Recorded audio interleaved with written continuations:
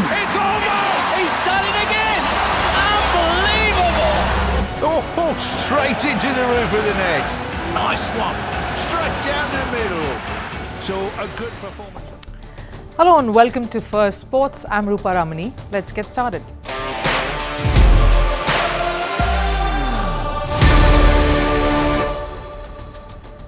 Right, on the show today, in cricket, all conversations in the country are only heading towards one thing: who should be on that flight that takes off and that takes the Indian squad to the T20 World Cup in just over a month now. And with experts weighing in on the opening combinations, the discussions and debates are only getting rather heated. Who should India's batting lineup open with at this T20 World Cup? We look at the options and who's backing whom. Also, Rafael Nadal announces his intentions of playing the Laver Cup in September. Roger Federer responds with excitement. Is this going to be Rafael Nadal's swan song, much like Federer's was in 2022? And Inter Milan comes roaring back to pocket Serie A. Is it the rise of the Milan clubs as they break the age-old dominance of Juventus? A heated face-off between Inter and AC Milan last night definitely signals so. But first, a look at all the headlines in Sports 360. We'll start with tennis. Reports claim that Novak Djokovic will not participate in the Madrid Open. It is believed that Djokovic has pulled out of the tournament. He isn't part of the main draw either. Djokovic will instead focus on the French Open in Paris to be held late next month. Djokovic has had a slow start to 2024, participated in 4 events and hasn't won any of them. Over in the NBA, Denver Nuggets shock Los Angeles Lakers in Western Conference first round playoffs. Nuggets beat Lakers in a tightly fought 101-99 finish in their 10th straight win over the LA-based side. Nikola Jokic finished with 27 points, 20 rebounds and 10 assists for the Nuggets. Over in the women's chess candidates tournament, China's Tan Zhongyi won the tournament with 9 points. Zhongyi drew her final round against Anna Musikok. India's Koneru Humpy finished second after beating China's Li Tingji in the final round. Zhongyi will face Zhu Wenjun in the World Championship final. Over in golf, reports say Rory McIlroy is set to return to PGA Tour Policy Board. Former director Webb Simpson proposed McIlroy's name after he resigned. Board members Tiger Woods, Jordan Spieth and Patrick Cantlay will vote to decide McIlroy's appointment. McIlroy was previously part of the board as player director but resigned from his role last November. And we'll finish with news from squash. India's Sourav Ganguly has announced his retirement from the professional circuit. He announced his decision via social media. Ganguly ended his 22-year-long career. He's had 3 Commonwealth Games medals and won 2 golds at the Hangzhou Asian Games last year.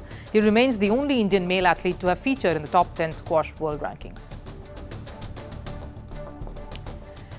Every match at the Indian T20 League just becomes another chapter in the race to the World Cup slots, another audition, if you want to call it that. Who will be picked for the T20 World Cup that is around the corner for India? The hottest debate right now is the batting lineup.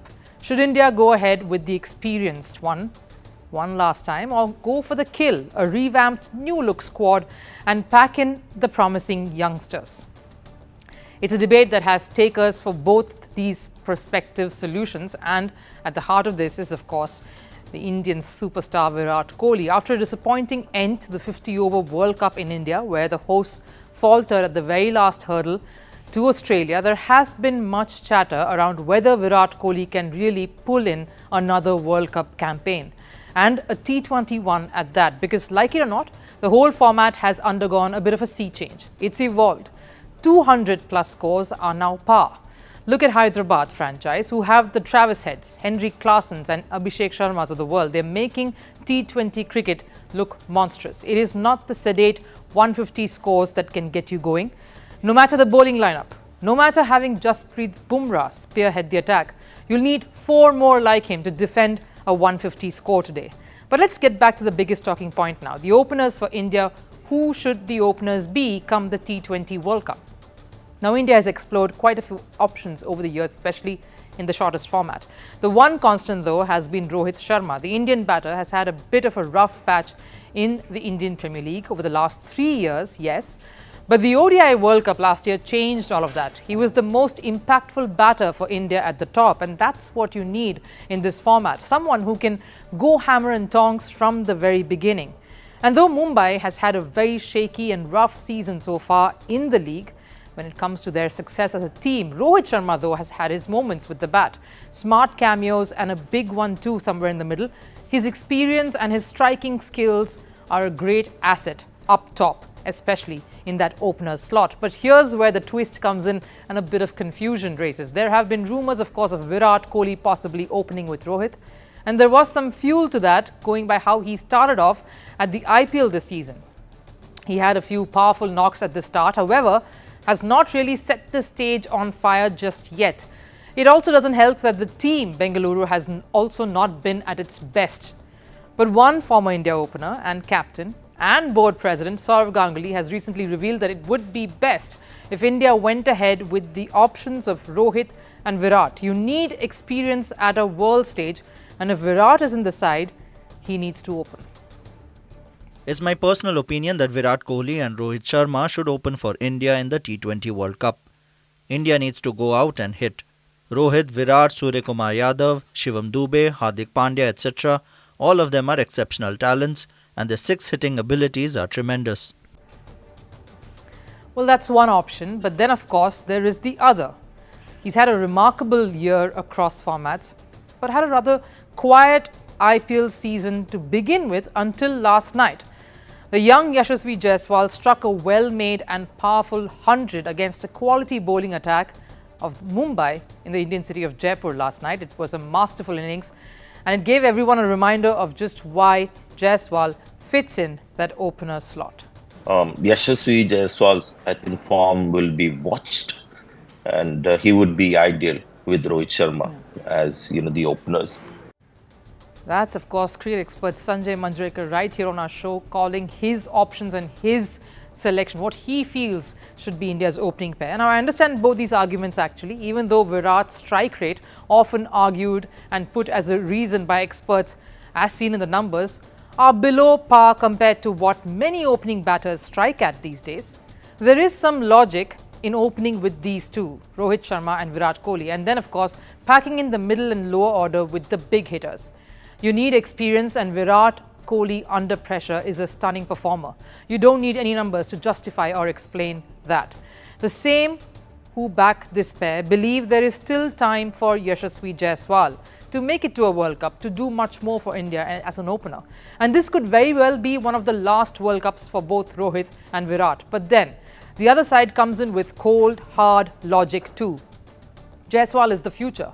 He's a lean, mean machine at the top of an order, especially in T20, and he is in fine form. If the idea is to put forth a winning combination, a combination that you know will do well at the World Cup, you need to go with who you believe will create maximum impact. And if it's at the opener slot as well. Jaiswal too, post the match last night, said he has learned a lot of batting and how to grow as an opening bat alongside Rohit Sharma. So not a newbie here. There is a very mature head on those young shoulders. And look, it is a very good debate before the World Cup. The selectors have quite the decision to make, but not much time left to make it in. All good things come to an end. As gloomy as that sounds, it is true, and more so in sports. It's called retirement, putting an end to something you've lived by all your life and enjoyed. And while as a profession otherwise, there is a set age for retirement, in sports, it's a decision you need to make based on how your body is holding up and how willing the mind is to fuel the body. No one feels this more right now than Rafael Nadal. No, he hasn't announced his retirement just yet, but for all Rafa fans, this year has been heartbreaking. The stop and starts, entering a tournament only to withdraw, or then coming right back and losing in round 1 or round 2, not a Rafa thing to do. This year has definitely been an anomaly. So given the constant tussle he's undergoing with his body that has been ravaged with years of injuries, the time when he does decide to hang up the boots doesn't look that far away. It's a very logical surmise here. The rigors of tennis, much like many other physically challenging sporting disciplines the world over, has only intensified. The game has evolved. It is more sapping, fast-paced. The younger generation is snapping at the heels of the seniors. There is no place to hide, and more so for Rafael Nadal. So what would be Rafa's swan song? In the latest update, Nadal and his team announced that the Spaniard is set to feature at the Laver Cup in September this year. Laver Cup is a tournament that puts the best of Europe against the best from the rest of the world, and Nadal will play for Team Europe at the tournament. The Spaniard will join a star-studded lineup for the 3-day event against Team World, and it's scheduled to take place in Berlin. And guess what? Laver Cup has been special. This is where Roger Federer played his last. The year was 2022, and Federer bid farewell to the sport right there alongside his buddies and, of course, someone he's become great friends with over time, his biggest rival, Rafael Nadal. Visuals of the two playing doubles together in 2022 and, of course, Federer and Rafael Nadal breaking into tears at the end of it all was the most poignant and striking image that came out of that farewell. Two legends in tears of not being able to contest fiercely opposite each other anymore. A sight that made every tennis fan rather emotional, and that is the scene that Rafael Nadal will be returning to after a 2-year gap. I have some really special memories from my Laver Cup experiences, including all the emotions from London 2 years ago, playing alongside Roger for the last time. At this stage in my career, I really want to go out there and make the most of every opportunity I'm given. I'm looking forward to going to Berlin and helping Team Europe win back the Laver Cup. That's how iconic the moment was at Laver Cup 2 years ago, something Rafael Nadal clearly remembers and looks back at fondly. And after Nadal confirmed his presence across social media, Roger Federer reacted to it. The former world number one showed his excitement. In a story, Federer captioned, "Vamos, Rafa." Federer even mentioned the places Nadal has featured in the Laver Cup. So it's all building up to another emotional episode in not just Rafael Nadal's career, but also another episode in the Federer chapter, Federer and Nadal. Add to the fact that Rafael Nadal himself indicated earlier that this year could be his last. And what better way than retiring at the same tournament where his biggest rival and friend Roger Federer also said bye-bye. There's every chance that it's going to be my last year, and I'm going to enjoy the tournament in that way. I don't want to announce it because in the end, I don't know what can happen, and I have to give myself the opportunity not to say one thing and then I'll be a slave to what I said.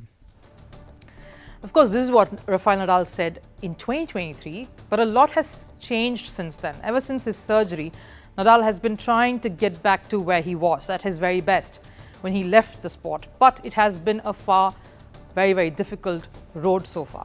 Nadal has played only 2 tournaments in this year.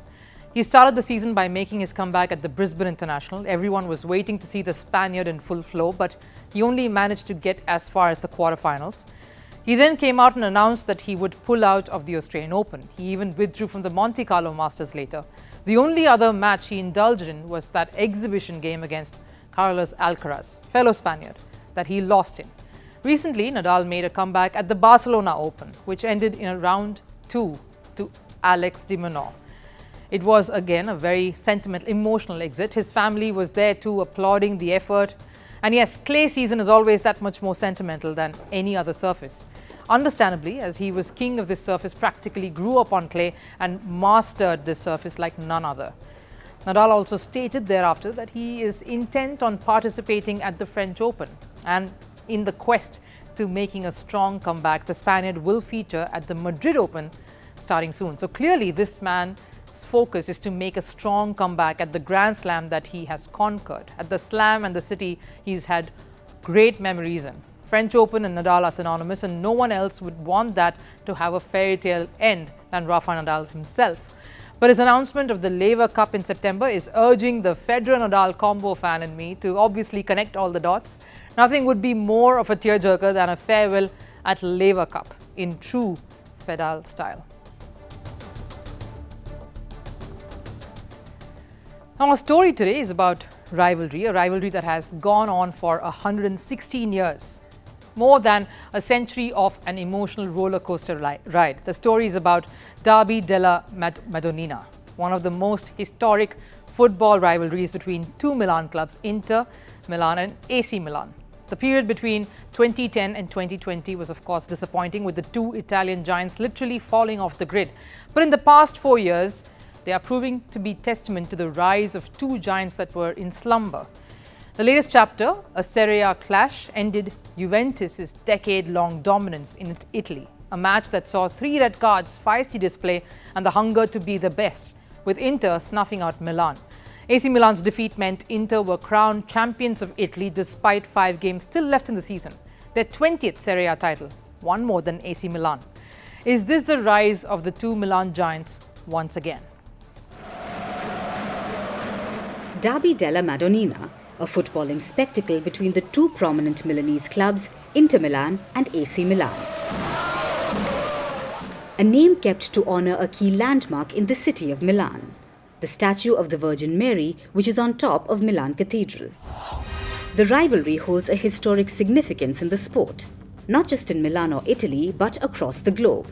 A fierce battle is always on the cards when the two sides meet. AC Milan took on Inter Milan in their second face-off this season. A lot was at stake. Inter Milan went into the game with the hopes of clinching the Serie A title, and standing in their way were their biggest rivals, AC Milan. A gutsy fight was on the cards, and the massive derby lived up to its expectations. The scoreline says 2-1 in Inter's favour, but it doesn't do justice to what really transpired. The match featured 3 red cards in stoppage time. AC Milan were reduced to 9 men as tensions rose, a game that saw heated exchanges from the start. Both sides were pushing each other and shouting. It was a very physical game that only became more raucous in stoppage time. But despite AC Milan's fighting display, Inter closed out the game. And with a 17-point advantage over second-placed AC Milan, Inter were crowned champions of Italy, their 20th Serie A title. A packed San Siro erupted in joy. Inter fans went berserk. Fireworks were seen across the city, and it was a monumental win, their 20th title, one more than their city rivals AC Milan. A moment of supremacy for Inter fans, and they made sure AC Milan supporters were made aware. Thousands of Inter fans took to Milan Cathedral as the shades of blue and black, Inter Milan's jersey colours, engulfed the city. The crazy thing about Inter and AC Milan is that there could have been a world where Inter Milan really didn't exist. AC Milan was founded in 1899, and after a dispute broke out within the club, a certain section of the management chose to leave.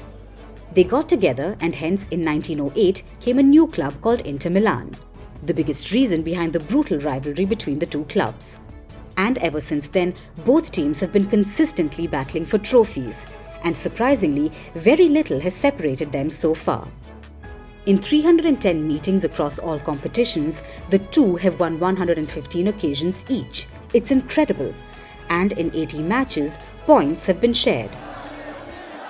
Given that the overall head-to-head is balanced, a supremacy in the trophies department is the only factor separating the two clubs.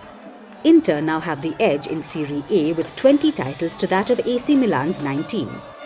But in Europe, AC Milan have won 7 Champions League titles to that of Inter's 3. But collectively, it seems like the Milan resurgence is underway. It all started with Inter Milan ending Juventus' decade-long dominance in 2021. A year later, AC Milan won their first Serie A title in 10 years. So clearly, the Milan clubs have initiated their rise particularly over the last 4 years. They made the most of Juventus going through a rough transition. Juventus, after the departure of Cristiano Ronaldo in 2021, have found themselves out of touch. They find themselves going through financial troubles. Juventus were hit by an accounting scandal over player trading and salary payments in 2022. They have suffered losses of over $750 million in the past 6 years. While Juventus was being crippled by its financial irregularities and betting scandals, the Milan clubs have been trying to regain lost ground. The two clubs, AC Milan and Inter Milan, are making the most of Juventus's woes. With Juventus out of the way, Inter and AC are fighting for the trophies. And it's a win-win, with fans lapping up the return of the epic clashes of the past.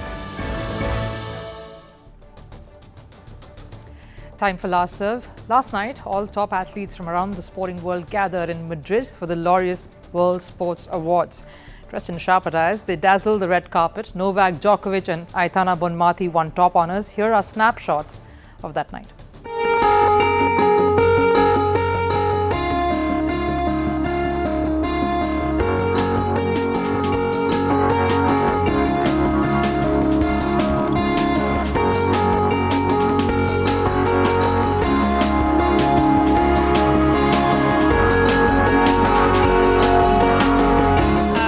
To thank all my teammates, staff. Thank you.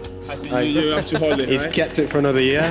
I want to thank the Academy so much for this prestigious award. Thank you so much. Good evening, everyone. It seems surreal that I'm receiving this award from you. You've been my sporting hero and also a great friend.